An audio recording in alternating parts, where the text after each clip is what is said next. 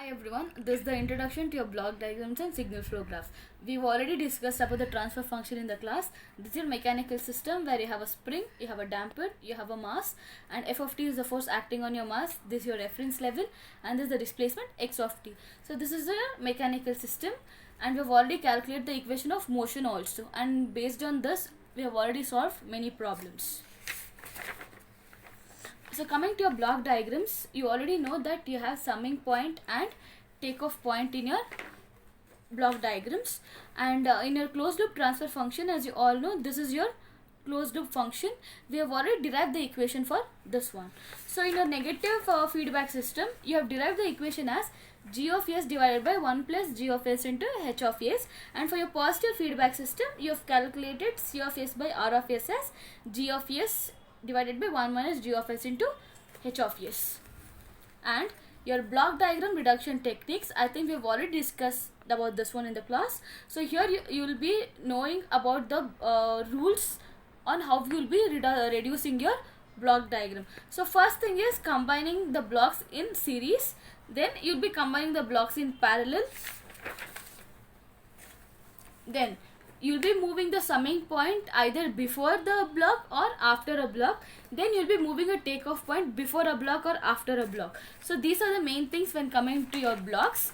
And then you have a summing point with 3 inputs. So when you are having a summing point with 3 inputs, you will be calculating that or evaluating that into 2 summing points. Then the last one is eliminating the feedback loop. So whatever the feedback loop is over here, you will be eliminating. So these are the things what you have studied in your block diagram reduction techniques.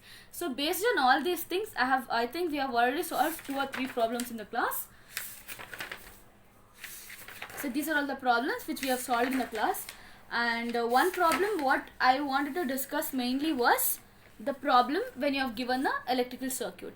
Whenever we have given the electrical circuit, so this is the question what they have asked is you have to draw the block diagram for the circuit, and then you have to find out what is V0 s divided by Vi. So in order to calculate this one, we have to know the relationship between your voltage and current. In your problem, they have not mentioned I1, I2 and V1. So what you're supposed to do is you'll be adding 3 variables over here, which is nothing but I1, I2 and V1.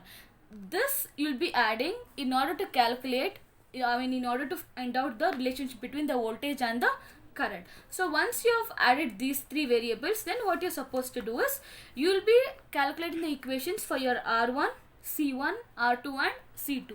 So at R1 what happens is you will be getting an equation for I1, and at your C1 you will be getting an equation for your V1. Then while calculating for R2, you will be calculating for like whatever the equations you are getting, you will be for I2. Then while doing for when you are considering C2, you will be getting an equation for V0 of s.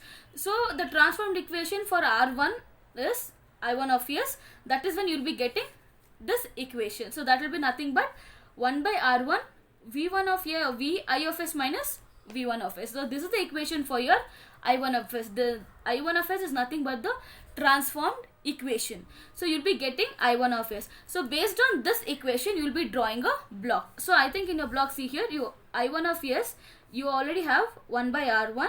Then you will be having Vi of s and V1 of s. So the difference between these two and the multiplication of this, you will be getting I1 of s. So based on this equation, you will be drawing a block. Similarly, you will be calculating at C1, you will be calculating for V1 of s, then you will be drawing a block. Then for R2, you will be getting the equation for I2 of s, then you will be drawing the block for that one. Then for C2, you will be getting an equation for V0 of s. So based on all these 4 equations, you will be drawing a overall block diagram. So in the input you have Vi of s, and in the output you have V0 of s. So in the equation what they have asked is, they have asked you to find out V0 of s divided by Vi of s. Transfer function is nothing but your output divided by input. So here output you have it as V0 of s, and your input you have as Vi of s. Based on these 4 equations, you will be drawing a block diagram. So once the overall block diagram is drawn, then you have to simplify the block diagrams using the block diagram reduction techniques. So once you solve it, So this will be the final equations what you will be getting. So this is what you have to find out. Whenever any electrical circuit is given, you have to make sure that the voltage and current equation should be written. Based on that one, you will be calculating a transformed equations. Based on those transformed equations, you will be drawing a block diagram for each equation, and then with the help of all these blocks you will be drawing a overall block diagram. Then you will be reducing and you will be getting the final equation, which is nothing but V naught S divided by Vi of S.